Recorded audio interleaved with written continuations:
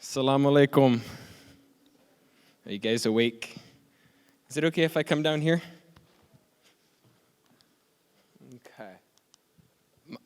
My talk is called Voices of Syria because when I asked the Syrian people what they need the most in this world, they told me for someone to share their stories, for someone to tell people why they left their homes. Just a little bit about me so I'm not some random stranger, although I know people in my workshop know me by now. This is a picture of my family. I have a younger sister, Megan, and she's a senior at UC Santa Cruz, studies philosophy. And my older brother, Michael, he played basketball in university. And that's my mom and dad. That's me when I was in middle school in the number 8 jersey. I wanted to be a professional basketball player, to play in the NBA. And I'm actually named after Michael Jordan. So my brother's Michael, I'm Jordan. And it's a true story. And so my sister was almost named Ariel, like Air for short. It's like Michael Air Jordan. But my mom didn't let that happen. So her name is Megan. But I just grew up loving sports, basketball, tennis, soccer. But everything started to change when I was in 8th grade. Hurricane Katrina hit the Gulf Coast, and although I was in California, I would come home from school, turn on the TV, and see people on the top of these buildings with help signs. And the same people that were there on Monday were still there on Wednesday and Thursday. And I remember thinking, if this could happen in one of the wealthiest, most prosperous countries in the world, what's going on elsewhere? And so I donated all my money to Hurricane Katrina relief efforts, but I never even knew where the money went or if it helped. The next year I had this teacher, Mr. Levin. He was my 9th grade geography teacher. We would always play Jeopardy on Fridays, and one day he taught us about the genocide in Darfur. He told us people are being killed because of their ethnicity, and not much is being done. But what I like about Mr. Levin is he didn't tell us that we had to do something. He just told us what was happening and said it's up to us whether we take action. And so I ended up writing this letter to a newspaper, and it got published. And the only reason I still have it is because my mom saved it. But I share this because when I look back at my journey, I think it was the first time in my life when I felt like what we do matters. I remember my friend's dad, instead of asking me about basketball, instead he was talking to me about what I knew about the genocide in Darfur. And it made me realize that I can be more than just, an athlete. And so 2 years later, I told my parents that instead of going to university, I wanted to go to South Sudan. I had been an activist in high school, and they said, absolutely no, you're going straight to university. And so we argued for a whole year, back and forth, back and forth. And finally, my parents realized that I wasn't going to give this up. And so they said, okay, if you find a charity to go with, you can go to South Sudan. They didn't think I could find a charity. I really did. And I contacted about 25 different charities. And they all told me the same thing. They said, you're too young, you don't have the right skills, contact us after you finish university. But I really believed that, what mattered is that my heart was torn and that I wanted to do something. And so I just kept reaching out, making phone calls, going to different events. And so my mom and I went to an event in San Francisco, a Sudan Beat for Peace event. And that's where I met this guy, Deng John Kuch. Deng is one of the Sudanese Lost Boys. Are you guys familiar with the Sudanese? So Deng, with his other friends, he walked 1,400 kilometers when he was 5 years old.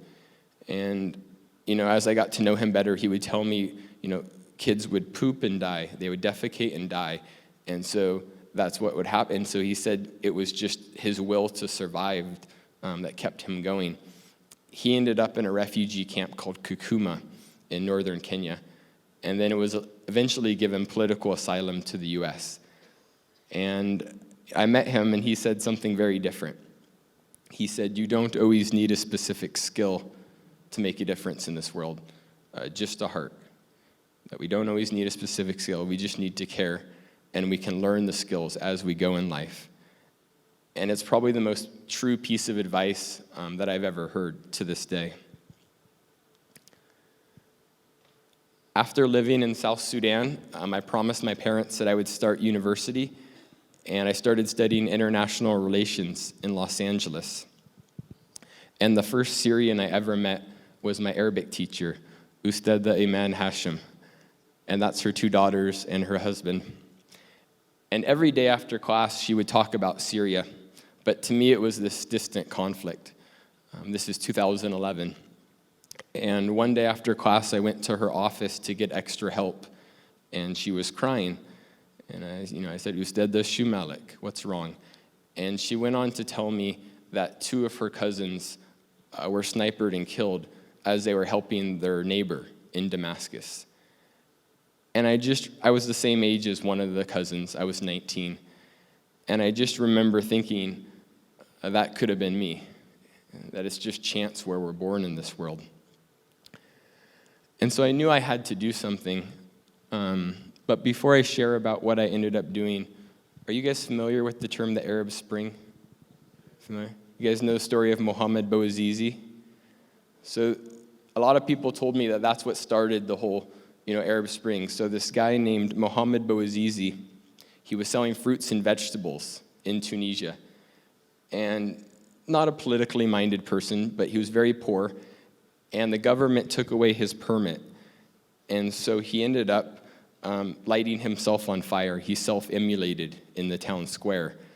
And that's what called the Jasmine Revolution. A lot of people credit that started it. And 4 governments were toppled in a matter of months.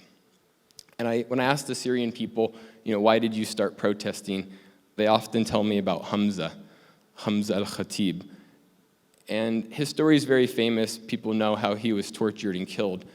But I share his story not because it's famous, but because I met his relatives in Mukhayam Zatari, the Zatari refugee camp in northern Jordan. I met his family in the camp, and they told me things that I don't think the world has heard. They told me that Hamza was the type of person that if someone didn't have lunch money at school, he would share his own lunch money. If there was a poor person on the street, he would tell his dad, we need to give him 100 lira, make sure he has food tonight.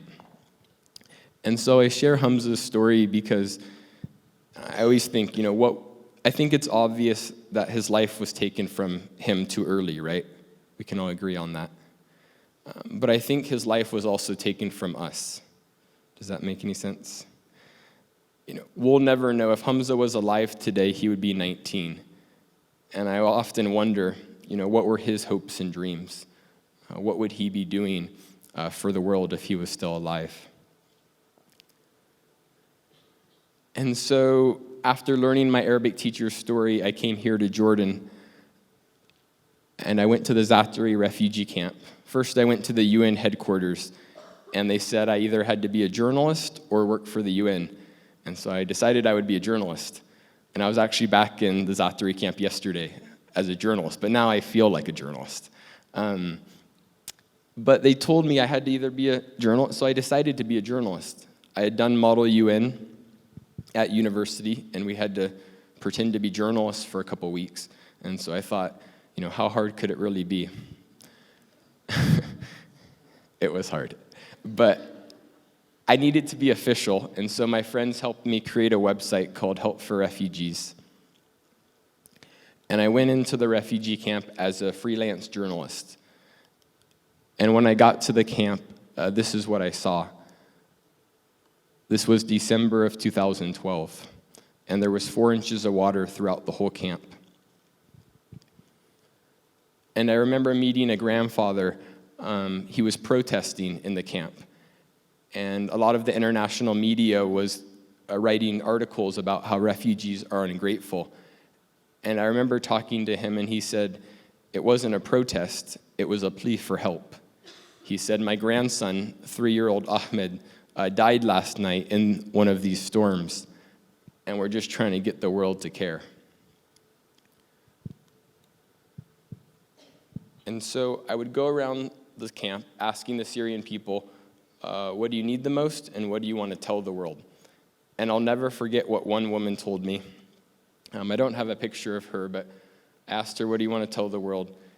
And she looked at me and said, to know that I could be your mom.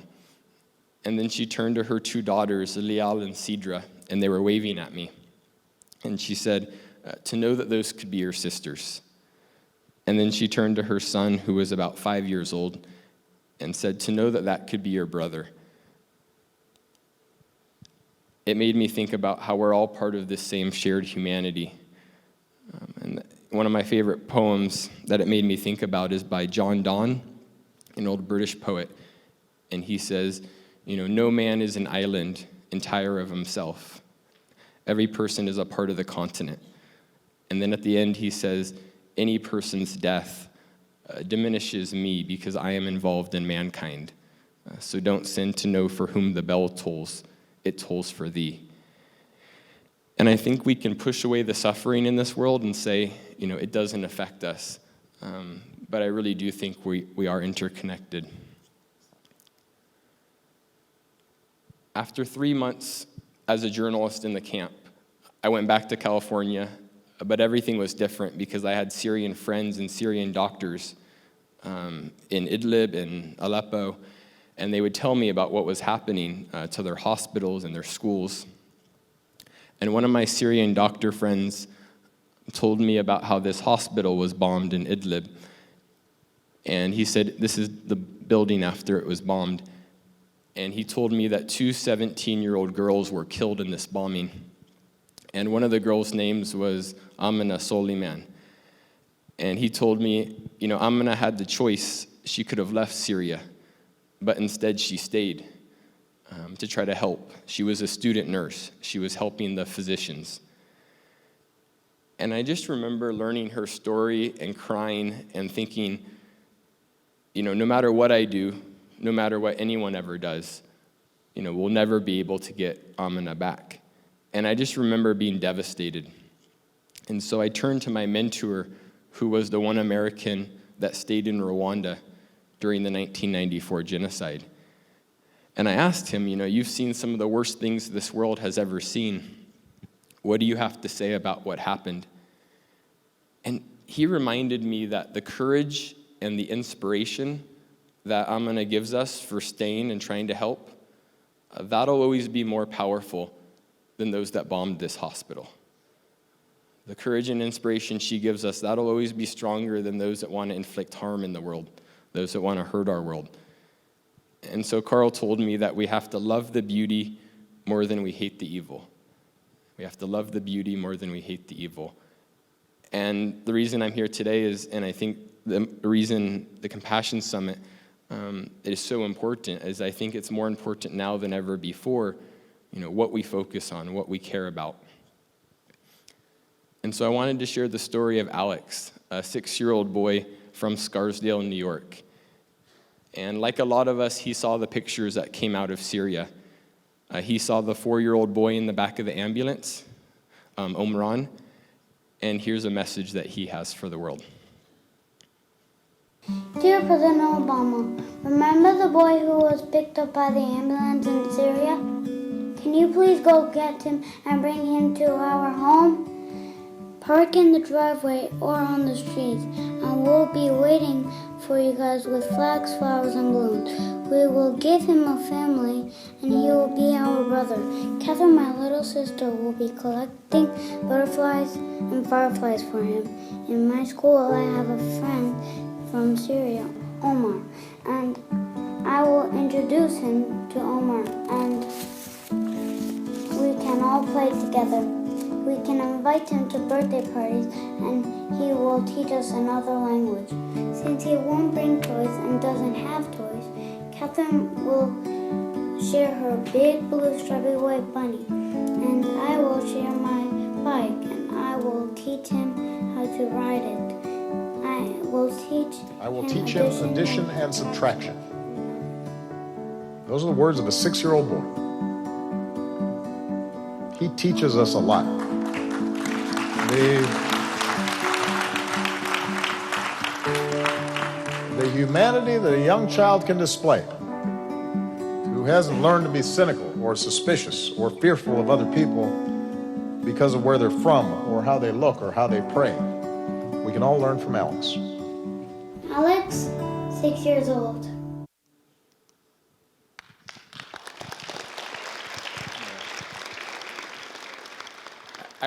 I FaceTimed with Alex and his mom this past month, and the first thing I asked him is, why did you make this video? He's like, that's a difficult question. And I was like, yeah, can you answer the question? And he said it's just very simple. He's like, that's my brother and sister. And it just reminded me that compassion and empathy, that it's in our DNA, that we are wired to respond this way.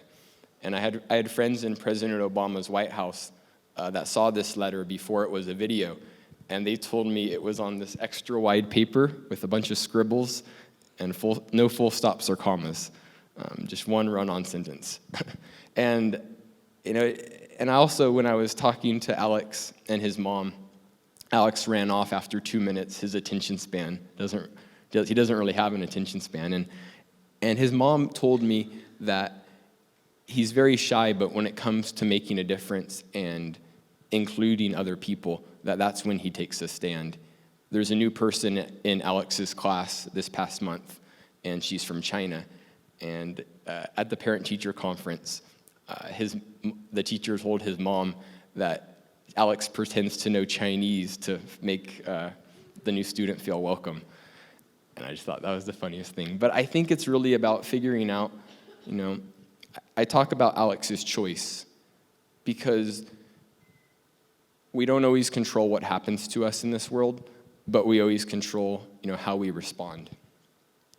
And over the past year, I've been speaking in schools around the world, and students wanted to make a video like Alex. And so they sent me 10-second video clips on what they think about refugees. And so here's that video.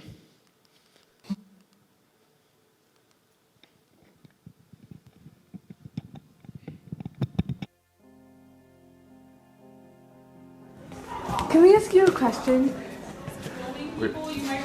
Understanding, I guess. Why should we take in refugees? Why do you guys think we should take in refugees?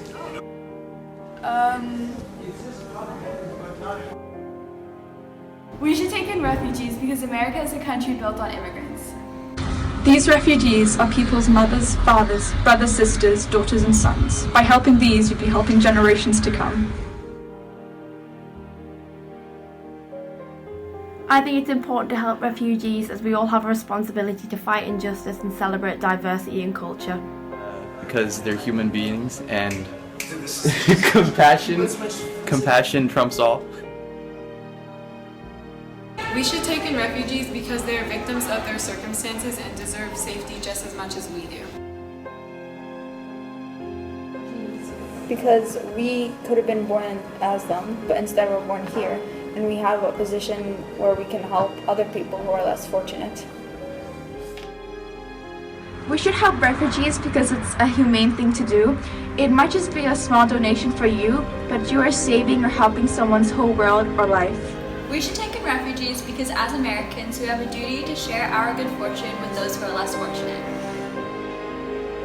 I guess because not everybody is going to, and the more people that do, more people will have a home. We need to take in refugees because we need to do our bit. People think that in the West we take in all the refugees, but this isn't the case. As of 2016, Jordan took in over 1/6 of its population in refugees, whereas the US took in 1/20,000th of its population. How can we let this happen? Refugees aren't the ones who are terrorists. They're the ones running away from them. And if we're not the ones who can help them, who else is? It's our job as humans to help them. We should take in refugees because every child deserves an opportunity to grow up in safety with an education, and every child deserves to be loved. And we have the resources to do this. I think that refugees should have a chance at all the opportunities that we have. Because I think they are humans just like we are. We should help them because they're humans too, and they deserve the same rights as we do. These These refugees in Syria have the potential to become the next Einstein, Beethoven, anything. And by helping them, you can help provide a better future for everybody. We want them to be acknowledged as one of our own. We should help refugees because they're among us, they're our friends, and if we were in their position, we would want their help. Because they're human and everyone deserves the same chances and a No, it's fine. We should let refugees into Europe because they're humans just like us, and it was not their fault that war was in their countries.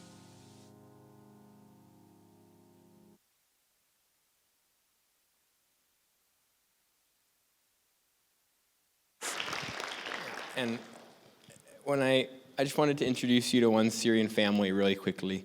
When I first got to the Zaatari camp, it was this family. Here I would bring my dictionary to the camp. My Arabic was awful. And they would actually share their refugee rations with me. And they would put the juice box in front of me, and I'd say, no, I've had enough to eat and drink. And then they'd poke the straw in the juice box. Then I had to drink it.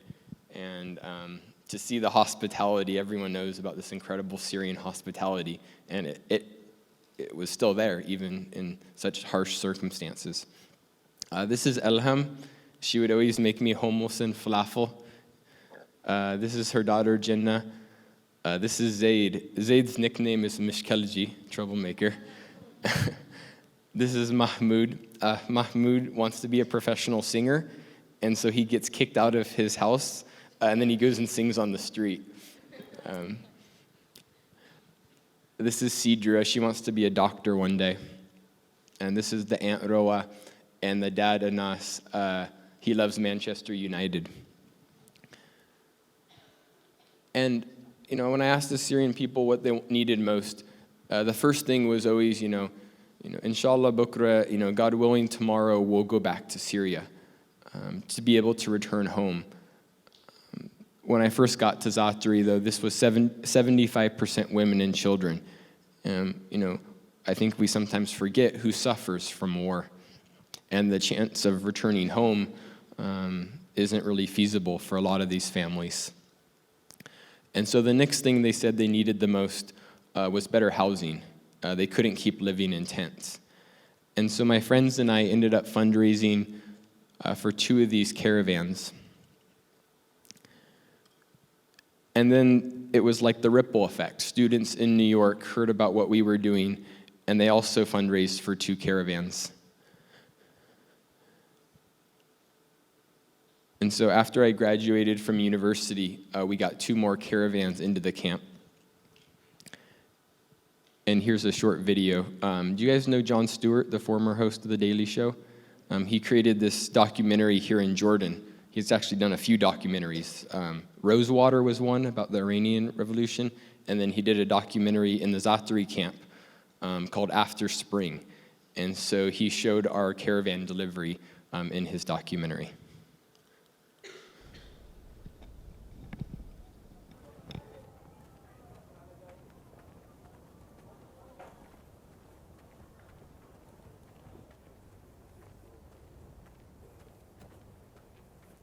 يعطيك العافية مروان. الله يسعدك. وين انتو؟ الهلال الأحمر. طيب مروان اسمعني، هم عبارة عن مصابين وصلونا امبارح، فأنا بدي أروح على الاستقبال أشوف شو الآلية اللي ممكن يجوا ياخذوها من عنا، تمام؟ انتو يعني من درعا وحوالي درعا. السوداد هي كرفان المقدمة الصحية يعني ولا بس المنامة؟ لا المنامة من هون. خلينا نروح على الشباب أقرب لنا. ايش؟ عمي الكرفان يجيك لا بس السكن غرفة، تمام؟ عمر تعال ظهر لك ورانا عشان ما تبينش. خلينا نروح من هون هسه شباب. انتبهوا بس. الأبطال اللي حصلنا عليه امبارح واليوم ولا بالتاريخ واحد حصلنا مطلوب وسلغي. كيفكم? كرفانات from طلب في أمريكا. They cared, so they fundraised money. It took them 16 months for these 2 caravans.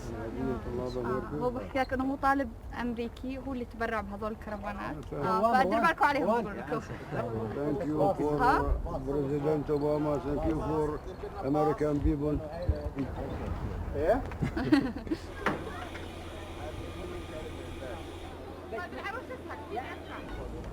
هلا حيي وعدتيني مشان كرفاني ما رحت عليكي. عمي هذول لانهم اجونا مصابين وضعهم بالمره سلمناهم هاي وجانا هالكرفانتين قلنا لهم مصابين انت بس ان شاء الله بس اجانا انا بس يجينا كميه يعني كرفانتين شو بدهم يعملن؟ كرفانتين ثنتين شو بدي يسوي لنا؟ يعني ما بيجونا انه والله ما عارفين شو بده يجينا بس يجينا بنحكي معه.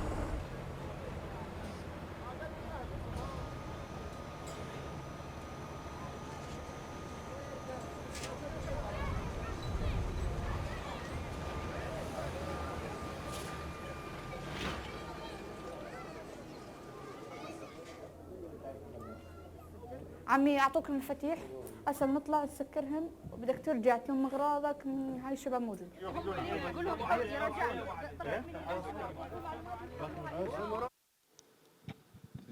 The boy you see in the picture on the left, his name is Munir.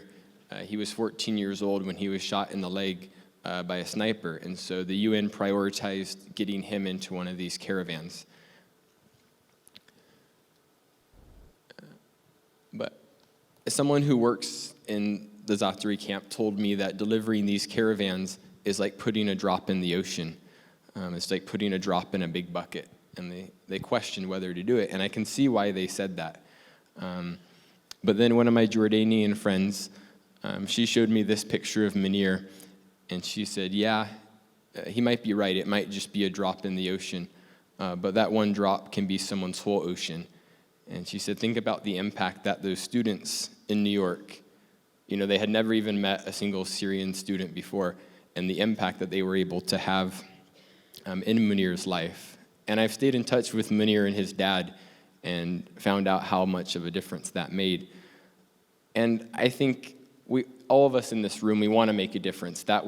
I know that's why you guys, have come from very far away to be here at the Compassion Summit. And I think making a difference, when I look at the ways we can make a difference, I was just back in the Zatari camp yesterday and thinking about what the Syrian people are saying.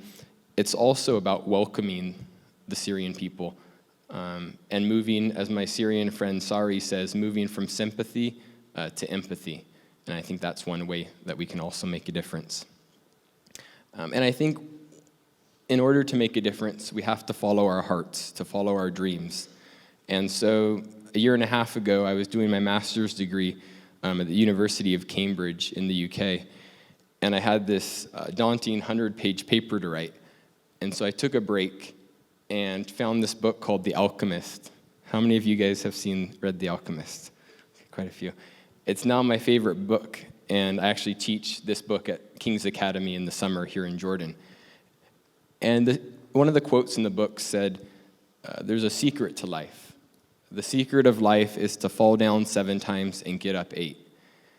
And I had heard that before, but this time it really resonated with me, because I had applied 7 times to intern in President Obama's White House, and I had failed every single time.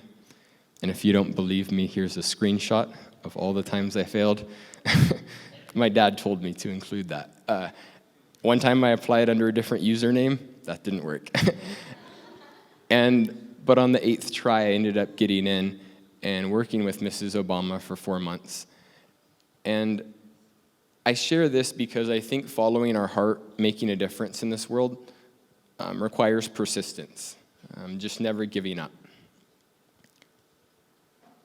And the last thing that I think we need to follow our hearts is illustrated in this quote, if you guys want to take a second to read.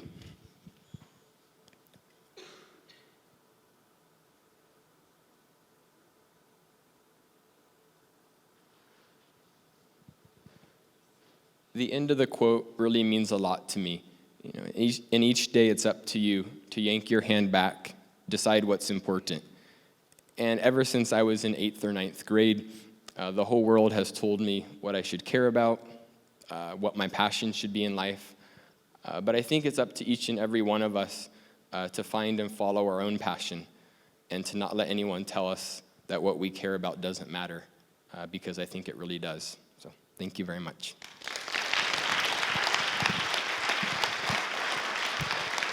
Thank you so much, Jordan. Thank you. Okay, that was fantastic. Now, Jordan is organizing a session that is open for all the delegates to connect with the students from California, to break bridges and to connect and see that we're all the same.